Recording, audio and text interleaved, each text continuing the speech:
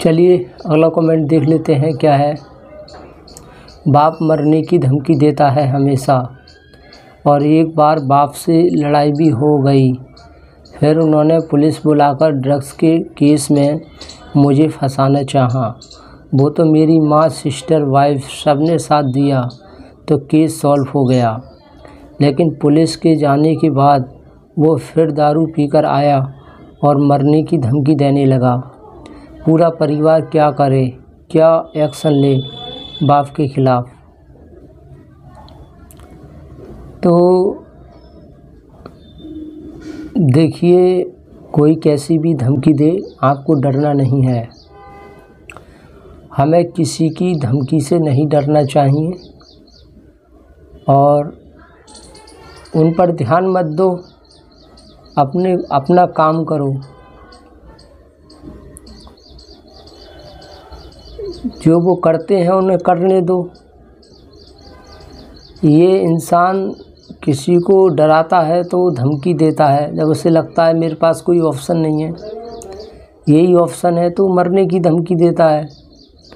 तो आपको समझना होगा कि वो धमकी क्यों दे रहे हैं।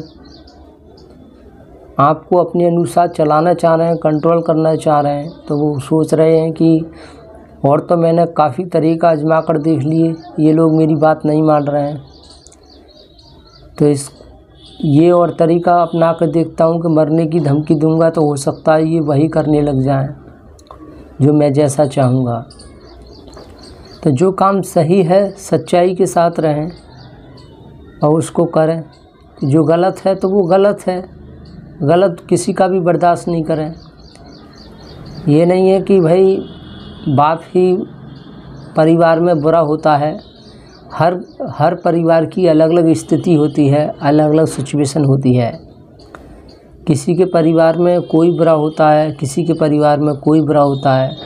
किसी के परिवार में माँ बुरी होती है, किसी के परिवार में सास बुरी होती है, किसी के परिवार में बहू बुरी होती है, जो पूरे परिवार को बिगाड़ने का काम करते हैं। पूरे परिवार को अपने कर्मों के, कामों के, अपनी हरकतों के द्वारा पूरे परिवार में एक कलेश करके रखते हैं, टेंशन करके रखते हैं।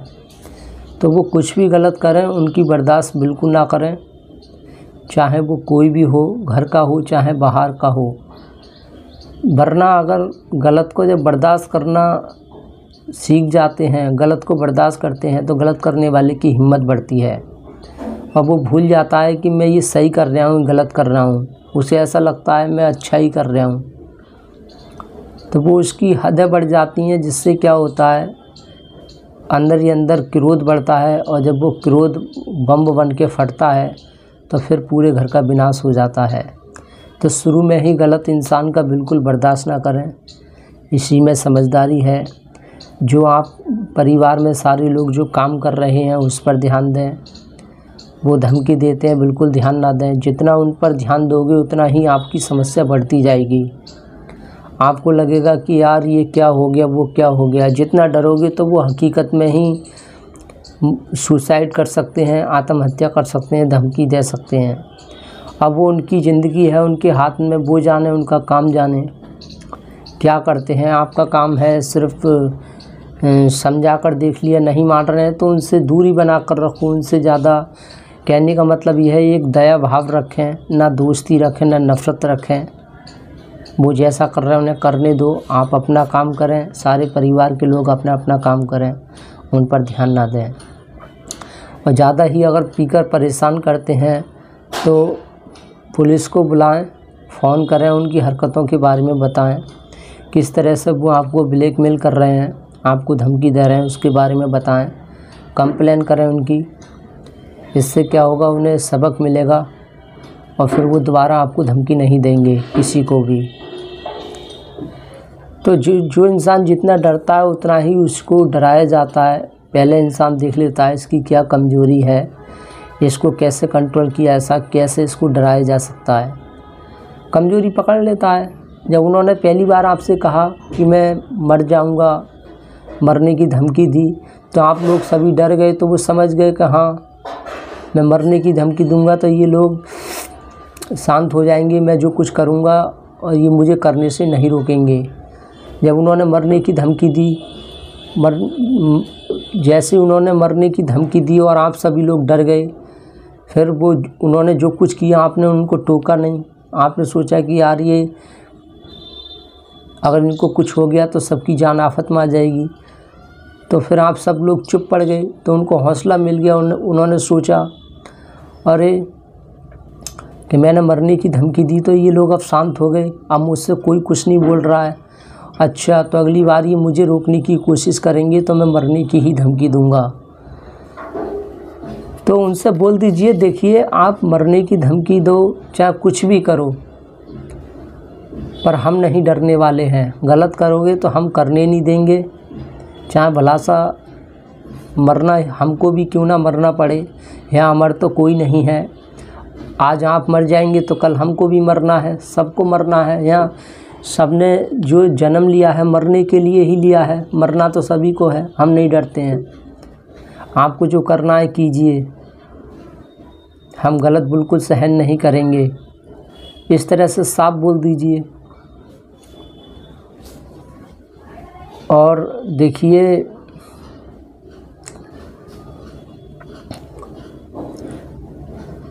कोई भी इंसान समझदार वो नहीं कहलाता कि जो बाप है तो वो समझदार हो गया। कोई भी इंसान जो है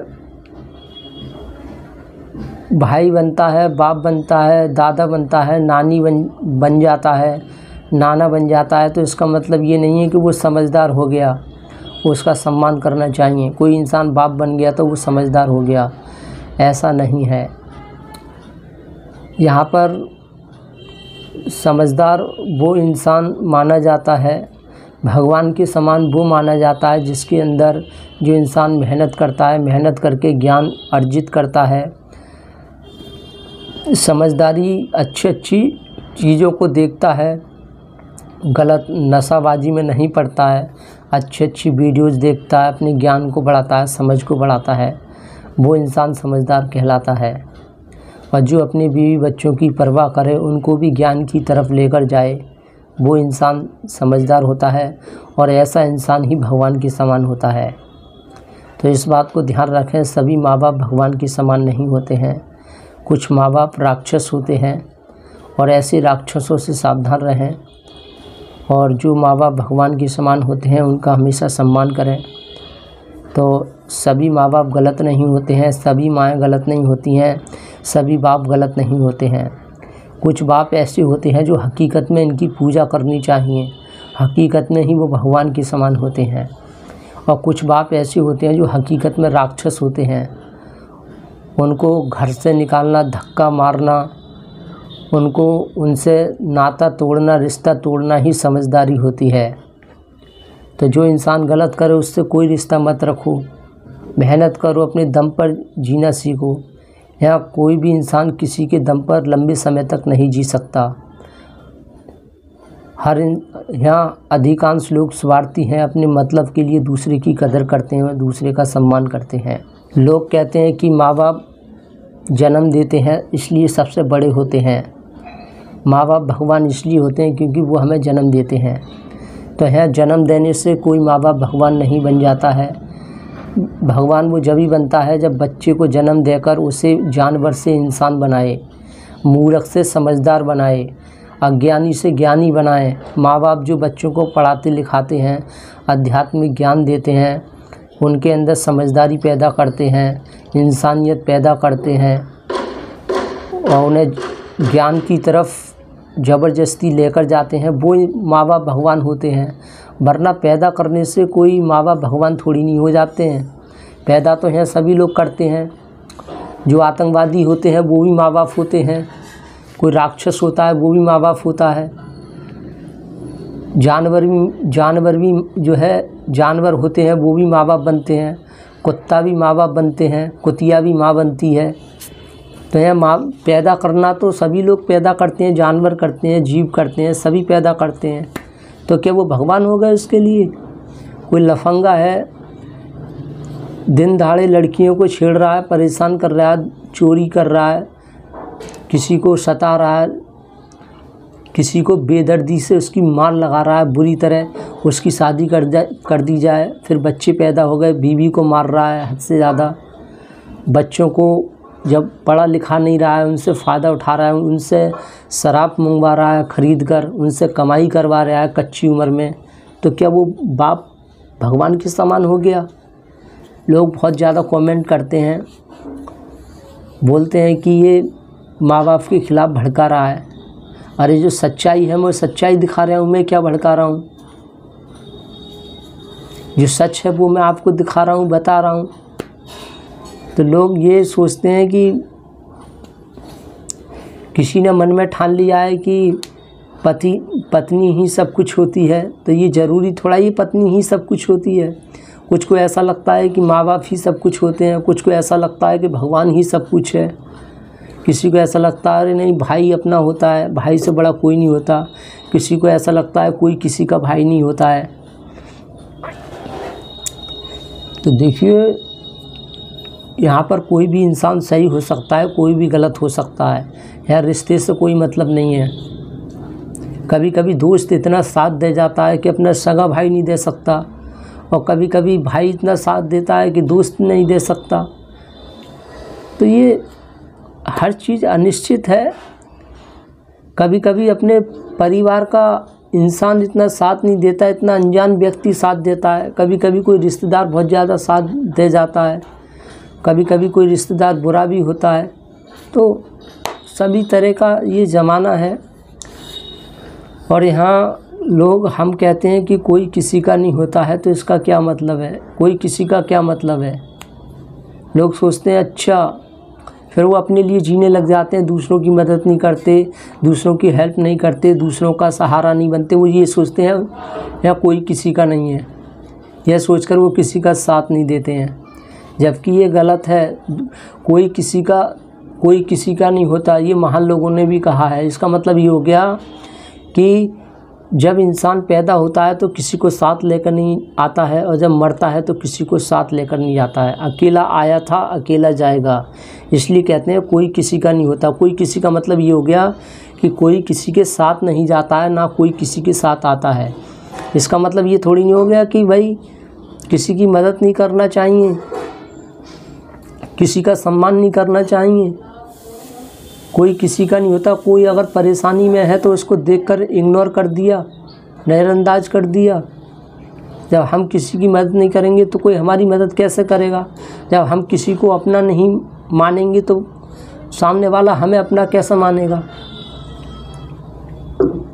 अगर हम अपने मन में यही मान लेंगे कि हमें किसी पर विश्वास नहीं करना चाहिए, कोई अपना नहीं होता है, सब यहाँ मतलबी हैं, जब हम ऐसे लोगों के साथ रिश्ते बनाएंगे तो लोग भी तो हमारे साथ वैसा ही रिश्ता बनाएंगे। जब हम किसी की मदद नहीं करेंगे तो वो भी हमारी मदद नहीं करेगा, हम किसी पे विश्वास नहीं करेंगे तो वो भी हम पे विश्वास नहीं करेगा। ये सब होता है। जितना हम ऐसा मानेंगे कोई किसी का नहीं होता है तो लोग हमसे उतने ही दूर भागते रहेंगे और हम और ज़्यादा अलग थलग पड़ जाएंगे, अकेले पड़ जाएंगे। फिर हमें लगेगा कि हाँ यार ये बात सही है, कोई किसी का नहीं होता। कोई किसी का नहीं होता इसका मतलब समझो ना क्या है। यहाँ सिर्फ पैदा और मरने के लिए कहा गया है कि कोई किसी का नहीं होता। और गलत लोगों की बिल्कुल बर्दाश्त ना करें, भला से जान क्यों ना देनी पड़े। जो गलत कर रहा है उसको रोकने के लिए फुल ताकत लगाओ, चाहे वो कितना छोटा हो या बड़ा हो। कोई इंसान उम्र में बड़ा हो जाता है तो इसका मतलब ये नहीं है कि वो एक सम्मान पाने का उसको एक अधिकार मिल गया है। ये उम्र में कोई बड़ा है तो हम सोच रहे हैं अरे कि ये तो सम्मान पाने के अधिकार, कि ये तो इनका तो हक बनता है सम्मान पाने का। ऐसा नहीं है। यह इंसान चेतना से बड़ा माना जाता है। उसके अंदर समझ ज्ञान कितनी है, कितनी वो बात सही कह रहा है, कितनी गलत कर रहा है, वो कर्म जो कर रहा है सही कर रहा है या गलत कर रहा है, उससे हमें पहचानना होता है कि इंसान छोटा है या बड़ा है। तो इस बात को ध्यान रखें। और जितना डरोगे उतना ही आपके पिता आपको डराएंगे। आपको डरना नहीं है। बोल देना ठीक है, तुम सुसाइड कर लोगे तो हम भी कर लेंगे सुसाइड, जाओ कर लो सुसाइड।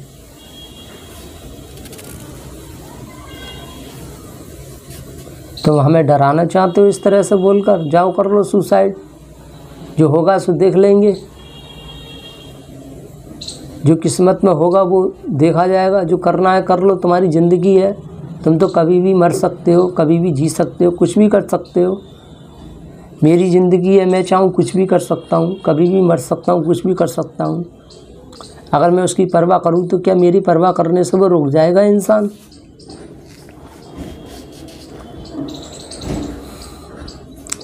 तो अपने पिता से इतनी भी नफ़रत मत करने लग जाना कि कहने का मतलब ये ना उनसे नफ़रत करनी है ना दोस्ती करनी है, जो आपका फ़र्ज़ बनता है वो करें।